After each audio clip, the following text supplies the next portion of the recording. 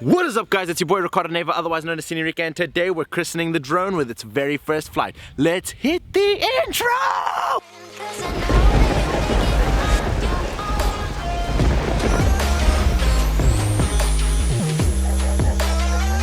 Okay, so myself and Sam over there. Sam, wave to the camera. We've just finished calibrating the drone. It took a while, the cable's a bit messed up. Again, secondhand drone vibes. We're gonna set up now, we're gonna go for the first shot. So this is exciting. All right.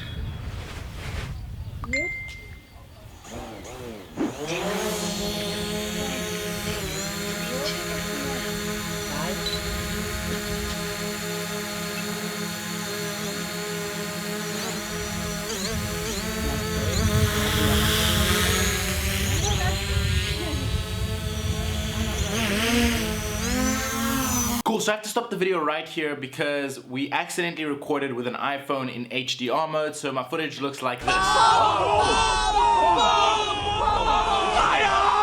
Yeah, I'm very, very sorry. So basically, anytime we had to cut to that footage to explain what's going on, I'm just gonna cut to this and I will give you guys the brief explanation, or I'll give you the information that I did originally give, like that.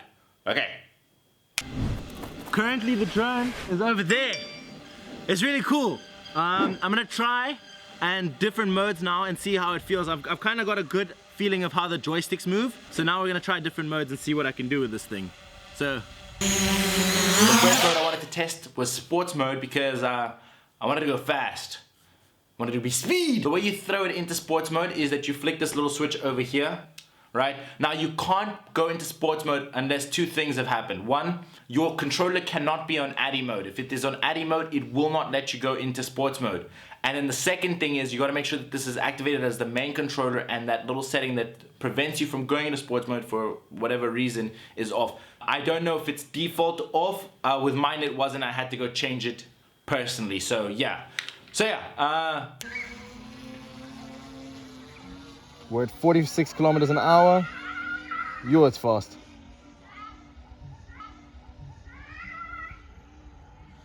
We're 100 meters away. Oh, it's over there. Yeah. 50 k's an hour. What's really nice about this is that the whole system is really eco-friendly, which obviously DJI has been perfecting. But like experiencing it for the first time, I don't feel out of my depth with it. Now I've flown like a drone once or twice in my life, so I'm not completely new to it, but the whole system is so eco-friendly. Now we're gonna try those active modes. Okay, so after you drag the box, the three modes that you're actually looking for, which is the spotlight, the profile, and the trace, will actually pop up. Carl is gonna be our subject and we're gonna active track him. Cool, so the first mode we tried within the active track modes was spotlight. Now spotlight basically means that wherever you highlighted your subject, the drone will keep your subject in that part of the frame. So it makes a spotlight. It's the star of the show. And whatever you do, wherever you move, it will always make sure it tries to keep it inside that spotlight. Cool, so as you can see here in the footage, we're just rotating around Carl. Now I didn't test this mode to the fullest. I want to do more tests. Right now I was doing very bare minimum things because I just wanted to get comfortable. So here I just wanted to test if it really would keep Carl in the center as I rotated around him. So yeah, that's spotlight mode. Back to you on set, Ricardo. Not that he can hear me because I'm recording this prior, it wasn't planned. Right, so now we're trying profile, and basically profile means the drone is gonna follow me as I move. There is no obstacle detected, so you gotta make sure that you double check the area that you're gonna walk. So now we're gonna walk, I'm recording here. That looks so crisp, so crisp. It's just moving. I'm just double checking now to make sure that the drone isn't gonna hit anything. And yeah, that's bomb diggity. We're gonna try trace now, and what I wanna do is I wanna get my cousin's car to drive and we're gonna trace the car. So that's what we're gonna do now for this last test. And then what we're gonna do is we're gonna check out the bee's knees of this footage that we recorded, and I'm gonna see how I cut up a first ever drone montage reel, I guess. Cool, so the final mode that we tried was trace. Now, we actually did record stuff here, but my battery started dying, so this is what it sounded like. All right. Go! Cool, so basically with trace, you'll draw the box around the subject that you want to follow, and then the drone will automatically follow that subject and account for speed changes, difference in direction, height change if it's going up a hill for some odd reason. All of that stuff the drone will account for, so it keeps that distance. Now, The problem is with this mode is that it's obviously trying to track something, so if it loses sight of that object, it will stop. However, as you can see in the video, it instantly picks it up once it finds it again and adjusts to go back to that speed, which is cool. So just plan that out and know that that is a thing that happens. Yeah. Right, cool guys, so that is the end of the day. We tried out the 3 active modes. Again, like I've said, DJI makes this so easy to use. From like the first time I shot the drone up into the air all the way to when I placed it down, just practicing the different modes and just getting a feel for how the drone pushes itself forward and moves, I can tell you that I can already see the growth from that. And that's just because DJI has made such an easy to use product. But now we're gonna go home, we're gonna look at the footage that I recorded in the different modes. I'm gonna tell you a little bit more about how I felt using those modes. But for now, enjoy this this montage of my first ever flight of droning. That made no English sense, but you know what I'm trying to say.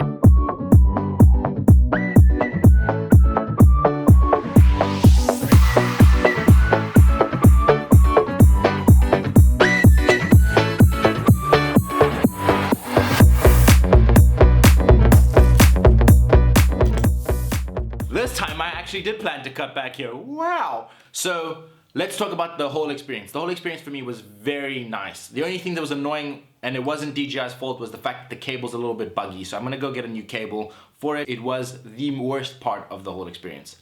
In terms of the actual flight, I felt very comfortable. As I said before, DJI makes the whole system very user-friendly, and within a few minutes, I was already feeling very comfortable using the controller, especially because I have played video games. So if you've ever played video games, your brain will instantly map out this new controller patterns so that you can use this without any issue. So big ups on that. The modes and activating the modes also felt very simple. I had read the manual before, and going into it, I felt like I could have not read the manual and I would have learned it, because DJI's app does a very good way of also teaching you in case you haven't read the manual. So fantastic. The whole experience for a first time flight, I would give it a 9 out of 10. Only thing that I really didn't like was the cable, and I can't blame DJI, I'm blaming the actual experience on that. So that was the experience. The next episode we're gonna be looking at the essential drone movements everyone says you should learn, and I'm gonna see if I can do them without using the intelligent flight modes. So make sure if you wanna follow that journey, you subscribe if you're not subscribed already. Anyway, if you enjoyed this video, don't forget to like, share, subscribe, you know, all that funky, funny stuff. If you are not subscribed already and you wanna join the Cine community,